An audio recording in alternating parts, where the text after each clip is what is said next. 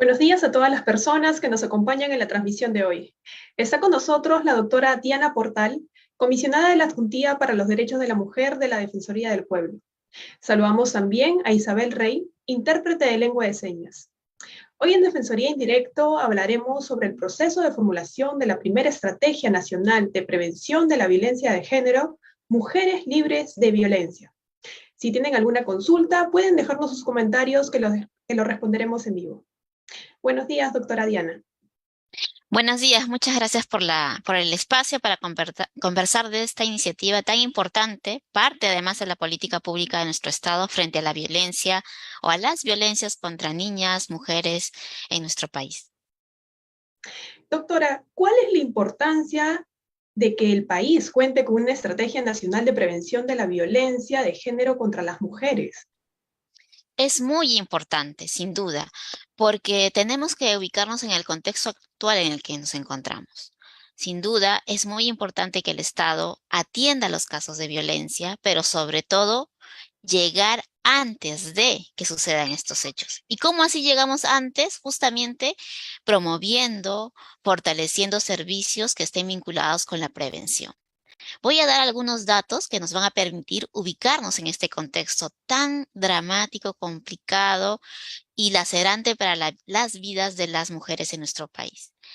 Al año 2021, 7 de cada 10 mujeres han sido alguna vez en su vida em, afectadas por violencia por parte de su pareja. 7 de cada 10.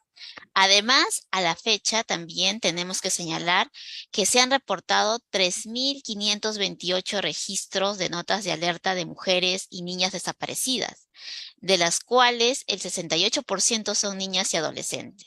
Es decir, hay un alto porcentaje de casos de mujeres y niñas desaparecidas. Otros datos importantes es que, según la última encuesta del INEI del año 2019, casi el 60% de personas entrevistadas tenían una tolerancia a la violencia contra las mujeres. Es decir, más de la mitad de la sociedad. Y esto entra en coherencia con algunos datos también de esta encuesta de relaciones sociales. El 33% considera, por ejemplo, que las mujeres infieles tienen que ser castigadas. El 27% que si la mujer falta el respeto a su pareja, también merece algún tipo de castigo. Y 53%, otra vez más de la mitad, considera que las mujeres tienen que cumplir primero su rol de madre, de esposa, de ama de casa y después pensar en sus sueños.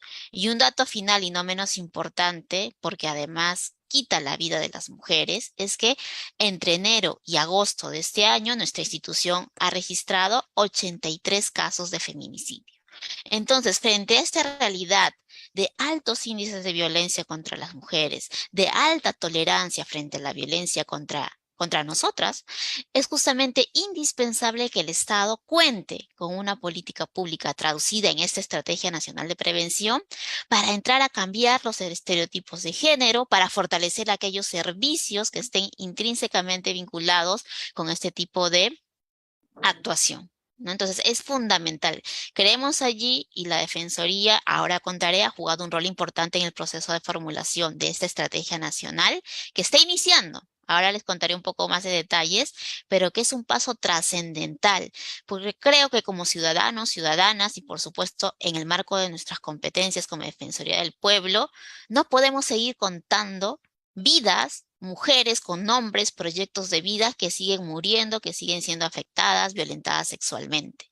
Más aún enfrentándonos a contextos muchas veces de impunidad, donde el mensaje del Estado a la sociedad es que se puede matar, se puede violar, se puede desaparecer a una niña, a un adolescente, a una mujer y no pasa nada. Es importante fortalecer la atención, por supuesto, el sistema de administración de justicia, sancionar, no tolerar. Pero también a la par es muy importante empezar a fortalecer y garantizar un sistema nacional de prevención, donde se cambien los estereotipos de género, se fortalezcan los servicios de justamente prevención, es decir, ir siendo reticentes, siendo muy conscientes de que determinadas actitudes, determinados estereotipos pueden ir fortaleciendo este contexto en el que nos ubicamos las mujeres y las niñas de violencia, de altas cifras de violencia contra las mujeres. Doctora, de acuerdo a lo que nos menciona, ¿cuál fue el proceso de formulación de la estrategia? ¿Qué rol tuvo la Defensoría del Pueblo? Allí es muy importante también ubicarnos en el contexto. Ha jugado un rol importante, por supuesto, en este caso el Ministerio de la Mujer y Poblaciones Vulnerables, que es el ente rector de las políticas públicas frente a la violencia de género, pero también sin duda hay que reconocer el rol que ha jugado una entidad de cooperación internacional muy importante como es la Agencia de Cooperación Española en nuestro país. Entonces, en el marco de un proyecto que lidera esta institución, convoca a la Defensoría del Pueblo, por supuesto porque nos ve como una organización de derechos humanos, además que somos vigilantes y supervisamos los servicios, para justamente coadyuvar y acompañar el proceso de formulación de la Estrategia Nacional de Prevención. Esto nace, diríamos, en el año 2019 y se tenía programado que en el 2020, con determinados pasos, se iba a dar esta Estrategia Nacional de Prevención. Un primer paso es contar con un marco conceptual. ¿Por qué tan importante contar con un marco conceptual? Es para que la sociedad y las entidades del sector público involucradas en la prevención compartamos unos conceptos básicos vinculados a la violencia contra las mujeres. Uno, por ejemplo, es la prevención primaria. Es decir, ¿en qué consiste la prevención primaria? Que es justamente aquellos servicios, aquellas acciones del Estado que entran a tallar antes de que pase la violencia de género. Es decir, vamos a ver aquellos servicios vinculados justamente a fortalecer acciones para más bien crear un ambiente o mayor conciencia y sensibilización frente a la violencia de género. Por eso era tan importante contar primero con todo un proceso de creación de este marco conceptual. También identificar estos factores en donde se exacerba o, digamos, nace esta violencia de género. Y allí en este marco conceptual se identifican factores de riesgo como justamente los estereotipos de género, la tolerancia frente a la violencia, la limitación en la toma de decisiones de las mujeres, la dependencia económica, ¿no? Es muy importante tener en cuenta esos factores. Y otros que son complementarios como los factores de las niñas, niños que están expuestos a situaciones de violencia, la tolerancia general a las situaciones de violencia y estos factores que pueden también estar muy vinculados con la desigualdad social y económica, y además también con los propios servicios del Estado que no atienden adecuadamente los casos de violencia. Entonces, el marco conceptual en un primer momento fue muy importante para hacer la referencia y a partir de este marco conceptual identificar por dónde iba a ir esta Estrategia Nacional de Prevención.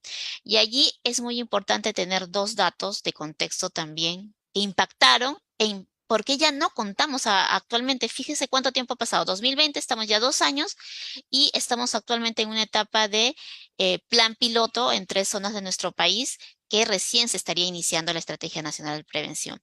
Dos contextos importantes a tener en cuenta que impactaron es el contexto de pandemia, ¿no? Que nos obligó a una cuarentena obligada, a enfrentar retos importantes en ese contexto y también el contexto de crisis política. En todo este acompañamiento que hemos tenido desde el año 2020 hasta el 2021, en donde ya se publica el 26 de julio del 2021 la Estrategia Nacional de Prevención, se sucedieron en el cargo 4 ministras de la mujer. Y entonces esto, quieras o no, impacta también el proceso de formulación. ¿Qué rol jugó la Defensoría? Pues un rol de impulso, de seguimiento, de, ¿por qué no decirlo también, supervisión colaborativa, pero también de crítica, ¿no? Es decir, esto es una estrategia importante que hay que impulsarla y hay que seguir sosteniendo, adecuándonos a estos contextos. Entonces ahí la Defensoría del Pueblo hizo un acompañamiento, requirió información, también formuló sugerencias, observaciones para la mejora del marco conceptual y en su momento también para ya contar con la Estrategia Nacional de Prevención. Entonces, sin duda, la Defensoría del Pueblo ha jugado un rol muy importante para impulsar el proceso ya iniciado en el año 2020 y finalmente en el 2021 contar con esta Estrategia Nacional de Prevención que se llama Mujeres Libres de Violencia. Respecto a lo urgente y lo pendiente hasta el momento, ¿cuál es el avance en el cumplimiento de las recomendaciones que se ha dado a las instituciones públicas, como por ejemplo el MIN, a través de este informe defensorial. Sí, sin duda, nuestro informe va dando cuenta de los avances del proceso mismo de formulación, ¿no? Es decir, eh, en este sentido, cuáles han sido las oportunidades, cuáles han sido los aspectos a tener en cuenta. También, y ahí coincidíamos con el Ministerio de la Mujer y Poblaciones Vulnerables, muy importante que se haga un proceso participativo y colaborativo. Es decir, que este marco conceptual, una vez propuesto, se tengan espacios de consulta, de recepción de aquellas ideas que deban ser mejor formuladas. Entonces, en ese sentido, ha habido un proceso muy importante que en nuestro informe de formulación va dando cuenta de este tema, ¿no? Entonces, es importante allí también señalar este aspecto. De otro lado, también destacar la referencia que se hace a experiencias de otros países también, ¿no? Para poder comparar y tener en cuenta estas experiencias de otros países de cara a a la formulación misma de la Estrategia Nacional de Prevención.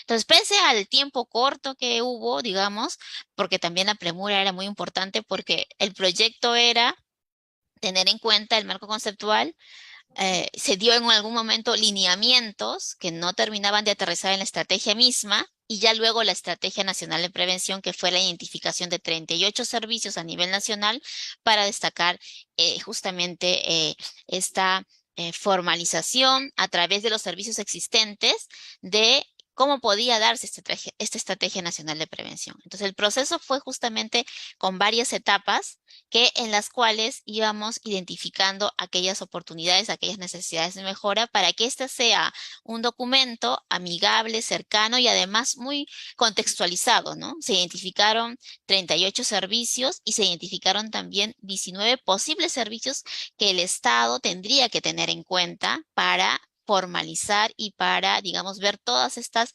dimensiones que se tienen que tener en cuenta para la Estrategia Nacional de Prevención. Entonces, ha sido un proceso bastante importante en ese sentido y actualmente ¿en qué etapa nos encontramos? Nos encontramos justamente en que el Ministerio de la Mujer ha hecho un recojo de información en 3 zonas de nuestro país justamente para hacer estos pilotos. ¿Por qué es tan importante? Para ver cómo están funcionando estos servicios de prevención en estas 3 zonas y además también a partir de este acompañamiento, de este pilotaje que se pueda decir, ir teniendo lecciones aprendidas, las mejoras para que luego este servicio sea a nivel nacional. Entonces, ahorita nos encontramos en una etapa en 3 zonas de nuestro país, implementando justamente estos pilotos a través de la identificación de los servicios que tienen que ver con el servicio de salud, un eje muy importante, el servicio de educación para la prevención primaria, justamente niñas, niños, adolescentes, cómo se va dando la educación para prevenir estereotipos, para prevenir esas conductas y además identificar conductas también vinculadas a la violencia contra la mujer. También servicios básicos como los centros de emergencia mujer en la campaña preventiva que puedan tener. El trabajo con las masculinidades también para que jóvenes, hombres, niños puedan involucrarse con este tipo de, digamos, política, pero además también de sus propios proyectos de vida, ¿no? Creo que a lo que apunta finalmente la Estrategia Nacional de Prevención tiene que ver con consolidar una sociedad que no tolere la violencia, que hayan servicios justamente que estén articulados y enmarcados en esta estrategia, fortaleciendo estos servicios para la prevención de las diferentes formas de violencia y el cambio de estereotipos que es tan importante. Doctora, ¿cuál es el balance entre logros, obstáculos y retos que dejó el proceso de formulación de la Estrategia Nacional Mujeres Libres de Violencia? Bueno, sin duda el balance finalmente es positivo porque a la fecha contamos ya con el documento publicado, contamos ya con la Estrategia Nacional de Prevención de la Violencia de Género contra las Mujeres, ya es parte de las obligaciones del Estado, ¿no? En nuestro país. Pero ha sido un proceso un poco complicado por el contexto que le señalaba, ¿no? Es decir, cómo el contexto de pandemia, la inestabilidad política en su momento jugó en contra porque se tenía pensado en un primer momento incluso tener espacios de intercambio internacional, de tener espacios más presenciales para evaluar el marco conceptual. Pero a pesar de ello, y ahí también destacamos el compromiso que ha tenido el Ministerio de la Mujer y Poblaciones Vulnerables, se han sacado 3 documentos importantes, publicados ya y de acceso para toda la ciudadanía, y que están también mencionados en nuestro informe. Tenemos entonces el marco conceptual. Y hay un documento oficial del Estado donde señala de manera clara que las causas, primero, algo muy importante, que la violencia contra las mujeres basada en género es multicausal. En ese sentido, no hay solo un factor, son varios factores, es compleja, es particularmente compleja. Y este marco conceptual nos ayuda a identificar cómo los estereotipos, las relaciones de género, la falta de autonomía de las mujeres y este contexto en el que me voy refiriendo de altos índices de violencia hace más crítica enfrentar este problema. Entonces, las y los funcionarios, las y los servidores de los servicios públicos van a poder acceder a este marco conceptual y ubicarse justamente para cómo su servicio fortalece esta prevención primaria y a partir de qué conceptos tenemos que ir aparejando o vinculando estos servicios. Otro documento importante son los lineamientos para la implementación, seguimiento y evaluación, que es tan importante en nuestro país. No solamente contar con el marco normativo, sino cómo se monitorea y cómo se evalúa a través de indicadores concretos para ver si hay avances o no. Y finalmente, la Estrategia Nacional de Prevención en sí misma, que permite identificar los servicios que van a dar, que ya vienen dando este servicio de prevención, sino que se va a articular todo de manera más visible y también insertarlos en esta estrategia nacional a partir de este cambio de estereotipos, de fortalecer estos servicios. Y en ese sentido ya no hablamos pues de servicios aislados a través del Ministerio de Salud, del Ministerio de Educación, del propio MIM con los centros de emergencia mujer y otros, sino que estos servicios que ya se vienen dando en la realidad se articulan con indicadores claros y concretos para fortalecer justamente la prevención primaria. Y actualmente también es un balance positivo, aunque ha demorado un poco, que ya contamos con 3 zonas específicas en 3 regiones que son Cusco, San Martín y Apurímac, en donde actualmente se está empezando a desplegar justamente estos planes pilotos para identificar los servicios, para ver en la ciudadanía de estas 3 regiones cómo están recibiendo estos servicios y qué pasos hay que dar para fortalecer el aspecto preventivo. Doctora, desde la aprobación de la Estrategia Nacional de Prevención de la Violencia de Género contra las Mujeres en el 2021, ¿qué acciones se vienen realizando? Desde la aprobación misma, un aspecto muy importante ha sido la consulta, ¿no? La consulta ciudadana, la consulta a organizaciones sociales para justamente el conocimiento de esta Estrategia Nacional de Prevención. Otro tema importante ha sido la identificación de los servicios, ¿no? El mapa de acción a nivel sobre todo de las regiones donde se van a dar estos pilotos, ¿no? Es decir, ¿con qué contamos y qué nos falta también? Y por supuesto ahí señalar que nuestra institución está haciendo también una supervisión antes incluso de que se desarrolle este plan piloto para ver justamente en el campo, en estas 3 regiones, cómo se han venido dando estos servicios y si en verdad, digamos, hay una identificación de que estos servicios tienen esta relación con la prevención primaria. Entonces diríamos que desde el 2021 se ha dado un primer momento de difusión, de recoge de opinión sobre la estrategia y ahí aportes concretos para tener en cuenta y luego también este mapeo de los servicios que están en el campo y la decisión de identificar 3 regiones que tienen los más altos índices de violencia contra las mujeres y las niñas para identificar estos servicios y a partir de allí ir viendo cómo en la práctica, en la realidad, se está dando estos servicios de prevención primaria, ¿no? Entonces, ese es un poco el avance, diríamos, desde el 2021 a esta fecha.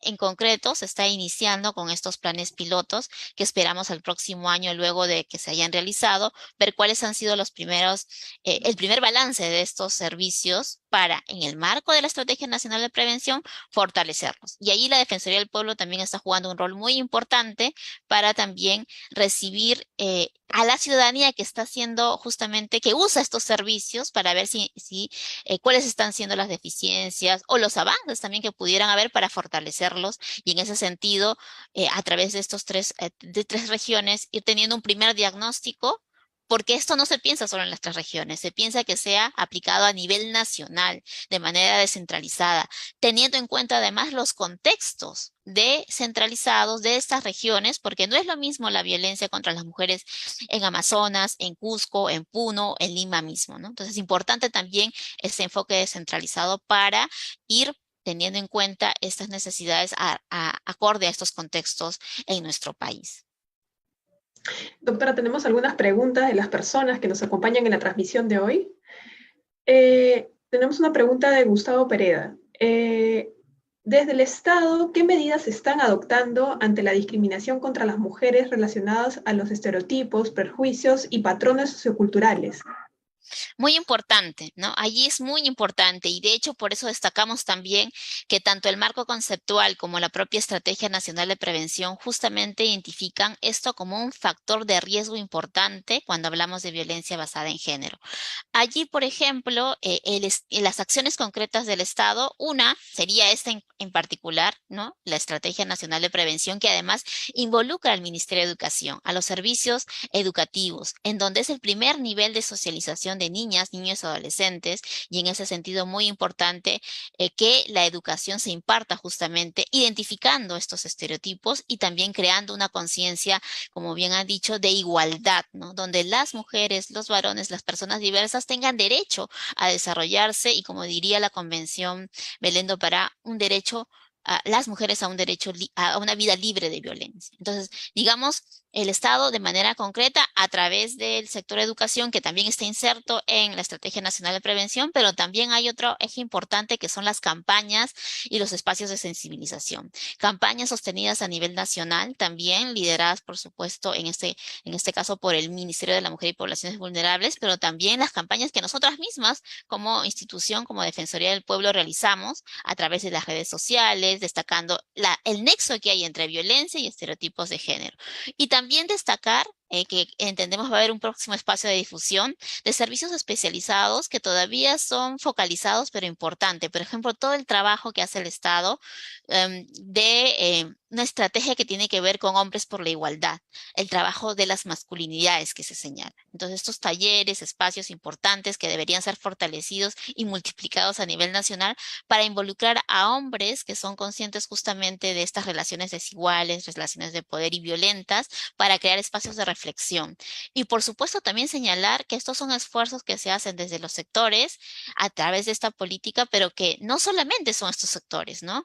No olvidemos que contamos con una ley 303/64 que reconoce que la violencia contra las mujeres sucede en el espacio público, privado, y ahí hay responsabilidades sectoriales. Todos los sectores tienen responsabilidades concretas, como bien ha dicho, para, en primera instancia, modificar estos patrones socioculturales y mejorar también la atención, ¿no? Hay, por ejemplo, los gobiernos locales y municipales son los primeros llamados a tener estas campañas de sensibilización, estos espacios de formación para ir identificando cuáles son estos estereotipos, ¿no? Por ejemplo, cuando criticamos la forma de vestir a una víctima de violación sexual, cuando hablamos del acoso sexual callejero, cuando hablamos del hostigamiento sexual laboral, ¿no? Entonces, la identificación de todos estos estereotipos es importante en el marco de las campañas, espacios de capacitación, talleres que tienen los sectores, pero también los gobiernos locales y regionales que forman parte de esta estrategia además, ¿no? Entonces, ahí es muy importante ir destacando estas medidas, pero que sin duda tienen que ser fortalecidas y además evaluadas para ver si están alcanzando los objetivos, que justamente es esto que nos pregunta, ¿no? Que es el cambio de estereotipos, el cambio cultural, que si vemos el vaso medio lleno y no medio vacío, creemos que ahora es distinta la reacción social por las redes sociales también de hace algún tiempo, ¿no? Ahora a través de las redes sociales también vemos una reacción inmediata a este tipo de discriminación, de violencia contra las mujeres. Es importante allí la conciencia ciudadana y el compromiso para justamente estar atentas con este tipo de situaciones. Tenemos otra pregunta de Consuelo Juárez. ¿Qué nos recomienda hacer si nosotros somos testigos o víctimas de una situación de violencia de género? ¿Qué instituciones nos amparan? Muy importante esa pregunta, porque además todos y todas somos llamados a actuar cuando presenciamos hechos de violencia, ¿no? Entonces allí, en la primera instancia a actuar es la Policía Nacional del Perú. O sea, recordemos también que en el marco de nuestra ley, cualquier persona puede denunciar un hecho de violencia, no solamente la víctima directamente afectada o sus familiares, sino cualquier persona. Puede eh, poner una denuncia de estos hechos. Los servicios gratuitos, ¿no? Tenemos la línea 100, no lo olvidemos. La línea 100 es una línea gratuita que está 24/7, los 24 horas del día, los 7 días de la semana, donde hay un servicio integral atento a absorber las consultas, las dudas, la orientación. También tenemos los centros de emergencia mujer que están a nivel nacional, que ofrecen justamente un acompañamiento integral a través de las abogadas, abogados, el servicio psicológico, de servicio social también, que hará de acompañamiento a las víctimas de violencia, a las personas afectadas por violencia. También el Ministerio de Justicia y Derechos Humanos tiene los servicios de defensa legal gratuita, que de manera complementaria a los centros de emergencia mujer también pueden brindar estos servicios. Y un consejo muy importante, por ejemplo, si acudimos a poner una denuncia y no nos quieren recibir la denuncia, siempre identifiquemos qué personal de la policía no está queriendo poner esta denuncia. ¿Para qué? Para justamente identificar esta, esta reticencia a poner la denuncia y poner el caso porque es una obligación funcional la recepción de la denuncia. O que exijan, por ejemplo, huellas visibles o que nos exijan el DNI. La ley dice claramente que para casos de violencia contra las mujeres no se exige ni el DNI, ni la presencia de un abogado, ni tiene que ser de manera escrita, ni tiene que ser la directamente afectada. Cualquier persona y toda la flexibilidad para el recojo de esta denuncia. Si ninguno de estos servicios que he mencionado, sea la policía, en los centros de emergencia mujer, el Ministerio de Justicia, o incluso podemos ir directamente al Poder Judicial, ojo, porque la ley nos faculta ir ante la policía o ante los juzgados de familia a poner la denuncia. Y también un servicio inmediato, los serenazgos, que también dentro de la ley está como un aliado para también intervenir en casos de violencia o incluso en el seguimiento de medidas de protección. Entonces, si ninguna de estas entidades respondiera, está la Defensoría del Pueblo. Nuestra línea gratuita 0800 17, podemos intervenir además a través de las redes sociales también, pueden poner su queja, su consulta, para justamente vigilar que estos servicios cumplan su rol, ¿no? Entonces, ahí nosotros, la Defensoría del Pueblo, pueden hacer un ente también a donde la ciudadanía pueda acudir de manera directa, o si ya ha acudido a algún servicio, nosotros sentamos a supervisar que este servicio cumpla con sus obligaciones. Tenemos otra pregunta de Eielson Valverde. ¿Cómo evalúa la Defensoría del Pueblo la prevención de la violencia cuando los servicios de atención no funcionan adecuadamente a nivel nacional y las víctimas no se encuentran protegidas ante sus probables agresores? ¿O la prevención solo se trata de romper estereotipos de género, lo cual recién traen resultados a futuro? Muy importante esa pregunta. Siempre cuando hablamos de violencia de género, me gusta que nos imaginemos como digamos, una construcción, un edificio que tiene dos pilares fundamentales, la atención y de otro lado también la prevención. Ambos son complementarios, como bien dicen en la pregunta, ¿no? O sea, no solo debemos concentrarnos, que es muy importante en la prevención, es sin duda básica para justamente transformar, garantizar que no sucedan estos hechos, sino también la atención. Entonces, en ambos sentidos, la Defensoría del Pueblo juega un rol muy importante. Ya hemos un poco comentado el papel que hemos jugado para el acompañamiento y el impulso de contar ahora con una estrategia nacional de prevención, pero también la Defensoría del Pueblo evalúa los servicios que atienden estos casos de violencia contra la mujer. De hecho, hemos presentado varios informes de supervisiones a nivel nacional de estos servicios. ¿Qué hacemos? Ahí identificamos justamente los nudos, la ruta crítica, los obstáculos y damos las recomendaciones para que estos servicios mejoren, ¿no? Y fortalezcan este tipo de actuación. Siempre estamos en ese sentido muy atentos, atentas, alertas para la identificación de estos nudos y obstáculos cuando hablamos de los servicios, ¿no? Un policía que no quiere recibir una denuncia, una policía que de repente dice, pero ¿usted qué habrá hecho para que su pareja reaccione de esa manera, ¿no? Entonces ahí estamos muy atentos justamente a que los servicios que tienen que atender y garantizar una debida atención diligente, rápida, sin prejuicios de género, sin estereotipos, cumplan su función, que estos servicios además actúen de manera articulada y coordinada para evitar cualquier tipo de demora o incluso posible impunidad en los casos. Entonces, sin duda, la Defensoría del Pueblo está muy atenta en ese sentido, tanto en este momento ahora porque contamos con una estrategia nacional de prevención, pero también para asegurar que los servicios que reciben casos que ya se han lamentablemente, digamos, concretizado los hechos de violencia, pueda actuar acorde al marco legal, acorde al marco internacional. Y cuando hablamos de violencia, lo principal es las medidas de protección, adecuada implementación de las medidas de protección y que estos hechos no vuelven a ocurrir. Porque lamentablemente, y hay que decirlo, los hechos de violencia no son aislados. Si nosotros vemos historias de casos de violencia, vamos viendo que es en el marco de un contexto de violencia que se inicia tal vez con violencia psicológica, luego algún tipo de violencia física y lamentablemente si no actuamos como Estado de manera diligente, puede terminar. Y de hecho, la mayoría de los casos de feminicidio terminan con precedentes de violencia previa. Y por eso es tan importante que la atención sea rápida, diligente, eficaz y prevenga nuevos hechos de violencia. Y de manera creo que fundamental siempre evitar la impunidad, ¿no? Es lo más importante también, es un aspecto fundamental donde el Estado actúa y sanciona estos hechos y envía así un mensaje de que ningún tipo de violencia en nuestro país va a ser tolerada y pueda ser naturalizada, ¿no? Entonces, por eso es tan importante que ambos aspectos, primero la prevención y de manera muy importante y complementaria la atención, se dé de manera diligente, de manera rápida y justamente en ambos, digamos, aspectos, nuestro país poco a poco disminuyan estos altos índices de violencia que referí al inicio, ¿no? Doctora, tenemos una última pregunta de Sara Bullón. Basándonos en las denuncias por violencia de género, ¿se podría decir que los logros se reflejan, han disminuido o han aumentado los casos? Sí, ahí es muy importante ir viendo, como bien dice, las estadísticas, ¿no?